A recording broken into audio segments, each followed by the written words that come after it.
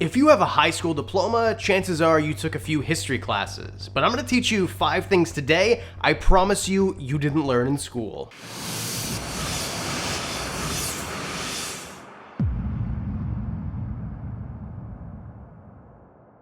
I'm fascinated with history, and you probably are too, but most people aren't, and I chalk that up to the failure of the school system. Whether in Europe, in Canada like I am, or worse yet, in the United States of America, generally history glosses over a few things and teaches you stuff that really isn't that interesting in the first place. So let's start off with number 5. Did you know there was in fact a coup in the United States that was successful? There was only one, and it happened in 1898 in Wilmington, North Carolina. A coup d'etat, or simply a coup, is typically an illegal or overt attempt by a military organization or other government entity to unseat an incumbent leadership. In the late 19th century, Wilmington, North Carolina had a vast and rather large African-American population. Now keep in mind, 1898, this is only a handful of years after slavery was abolished, so a lot of the people living in Wilmington at the time, a lot of the white people, maybe owned slaves or had family that owned slaves that lived in a place that it was legal to own slaves. But either way, this wasn't a bygone era, this was in their lifetime or within their parents' lifetime at very least. And in Wilmington, African Americans had prominent positions. They were landowners. These were real citizens, not the tail end of slavery barely trying to make it. This was a thriving population of African Americans. The city, in fact, was governed by a biracial coalition of Republicans and populists. But white people saw this as a threat to their ideals. Black people in power just didn't jive with what they wanted in the first place. And through violence and propaganda, white supremacists tried to take Wilmington back for many years. This all culminated on November 10th, 1989, when a mob of about 2,000 armed white men, led by prominent local Democrats, marched on Wilmington. Yes, no matter what your belief is now, it was Democrats, not Republicans, that were wildly racist back then. The mob targeted black residences and their allies. This led to widespread violence, and a lot of people died. In fact, the white mob burned down the office of the Daily Record, the only black-owned newspaper in the state, and forced the city's Republican mayor, the alderman, and police chief to resign at gunpoint. They then installed their own leadership. This is a classic coup. On paper, this is exactly what it looks like. As a result, between 60 and 300 African Americans died. It's very difficult to find the records because history is written by the victors, so it could even be more than 300. Many of the black residents were driven out of the city and their property was taken from them, and who only knows what happens to the women and children. Now, you probably have never heard of this coup, and in fact, you might have heard of it called a race riot. It wasn't a race riot. This was clearly a coup d'etat. This was a organized bunch of ignorant people who went in there and sought to take away black people's rights, freedoms, and their property. And to this day, Wilmington is over 75% white. It's kind of interesting how something that happened 130 years ago, almost, can really affect the way things are today. Number 4, human zoos were very popular up until the 1930s. Human zoos were public displays of people, often from colonized or non-Western societies. And the idea was to take these non-white people, basically what they were, that were from faraway lands that obviously were not first world countries, who had different customs and unique techniques to do things. They'd put them on display in what was basically a zoo, and this might be at an actual zoo, Brooklyn Zoo for example, or this could have been at exhibitions. Either way, it was very dehumanizing to the point where it was almost like, hey, look at those savages. That's literally what the sign said. The zoo started in and around 1870 in that period of time, and it was just to show the primitive nature of other parts of the world. This eventually evolved into extreme racism, but at the very beginning, although still very racist and terrible, it was more for education, and then that was bastardized into, hey, look at this. Carl Hagenbach was a German animal trader and circus owner, and he is often credited with pioneering the concept of the human zoo in the 1870s. He organized exhibits in Berlin, London, Paris, and other parts of white Europe. I truly don't mean to make these videos white people bad, they do bad stuff to people who aren't white, but that's just how this is going right now. The idea was to fabricate a village, that's what they would do, and they would try to make it seem like these people were going about their average day, and hey, this is what it looks like in different parts of the world that you'll probably never visit to.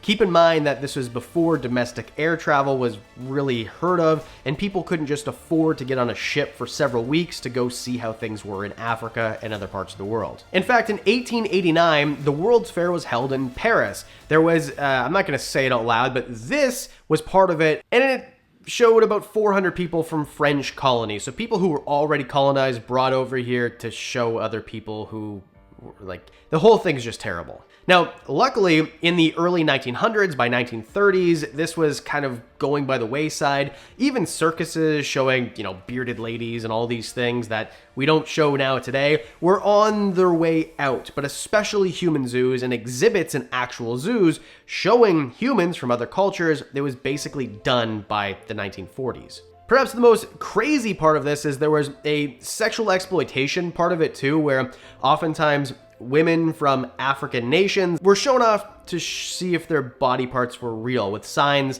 saying poke their butts to see if they're real. Like, the whole thing is just crazy to even think about. You tell me in the comment section what you think. Number 3, Timbuktu is a real place. And if you had to guess where it is, just guess in the comment section. Where is Timbuktu? What country? What continent? Let me know.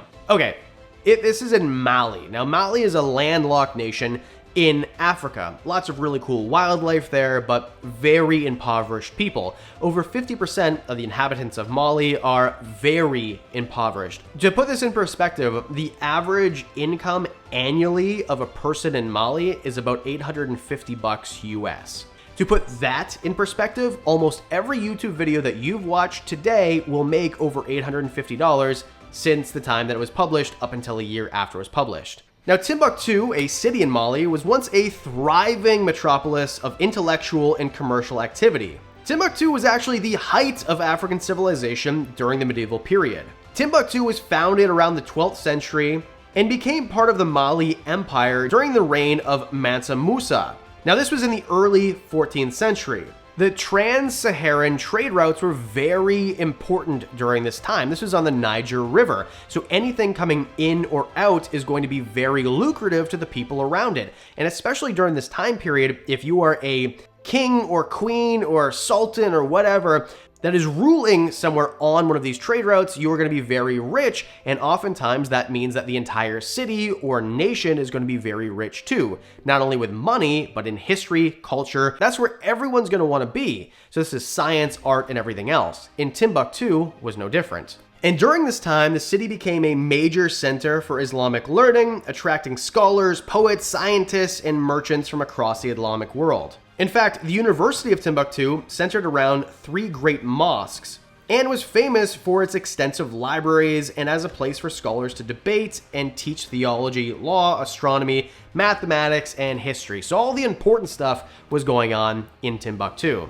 The city was plundered in 1591, and many of its scholars and merchants were either exiled or killed. They basically gutted the entire city of everything that wasn't important, and everything that made it so historic in the first place. Basically, everything has been wiped out. Number 2, most American inventions are actually Canadian. I'll go through a few of them very briefly, basketball being one. Now, obviously, this is a very famous sport, one of the biggest sports leagues in the entire world, turning over billions in revenue in the NBA, and more recently, the WNBA is really picking up steam too. And there is one Canadian team, but it turns out it was a Canadian by the name James Naismith, who in Massachusetts in 1891 created basketball. And the idea was this is a less physical version of football in a way to keep people inside, or athletes inside, during the colder months so they aren't getting hurt, and also just an alternative to football in the first place. It all started with hanging 2 peach baskets at the end of the rafters of a gymnasium,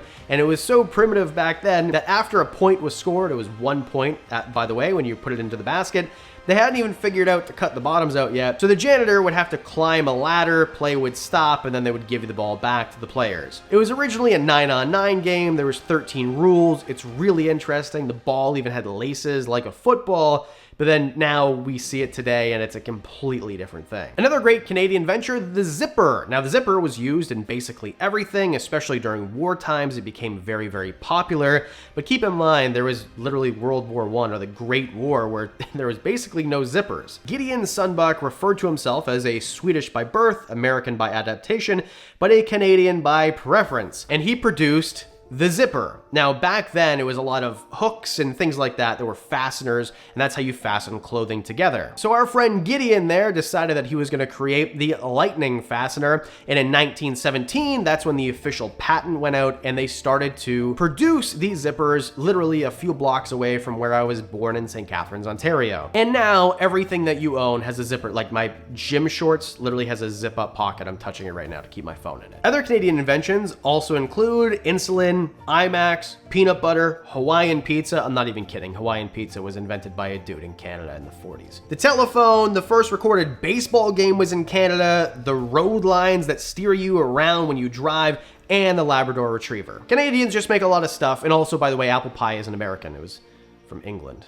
And lastly, let's talk about Central Park. Central Park was designed by Frederick Law Olmsted, who was the same guy who designed Montebello Park, which is actually a few blocks away from where zippers first were produced in St. Catharines, Ontario. Anyway, it opened in 1958 to the public, and over the next 15 years or so, it was built up. It cost about $14 million, but what you might not know is this was a thriving Black community that was leveled in order to make this park. I promise I'm not searching things that are racist to put in these videos. It's just like, it just always comes back to that. Seneca Village was established in 1825, and the village was one of the very first communities in Manhattan where African Americans could own property. Now, this was very important because back then, in order for you to vote, if you had a vote, that means that you owned property, and it was very difficult for Black Americans to get the right to own property and therefore couldn't vote, and therefore they weren't really the voice of the United States, and the government didn't really speak for Black Americans. So Seneca Village was a symbol of Black self-sufficiency and resilience during a time of widespread racial discrimination in the United States. And this wasn't just a residential area. There were livestock there, which helped feed the entire village.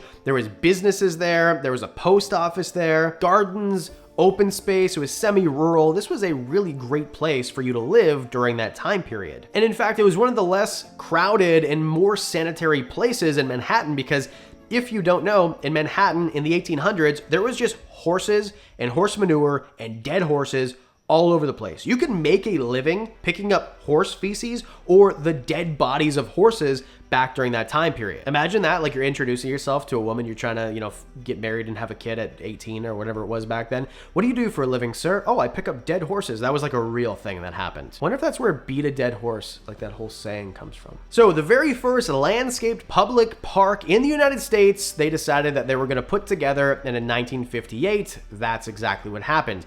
But what they did is they wiped out Seneca Village completely. Despite protests from the residents, the city used eminent domain to seize the land and claim that it was for the greater good of the public. The residents of Seneca Village were forced to leave, and their homes, churches, and school were all destroyed. And by 1857, the village was completely gone and there was no residents left. Let me know in the comment section below the craziest thing that you didn't learn in history class but is a true historic fact. As always, please hit the like and subscribe. Really appreciate it. We do videos every weekend, so I'll see you in the next one.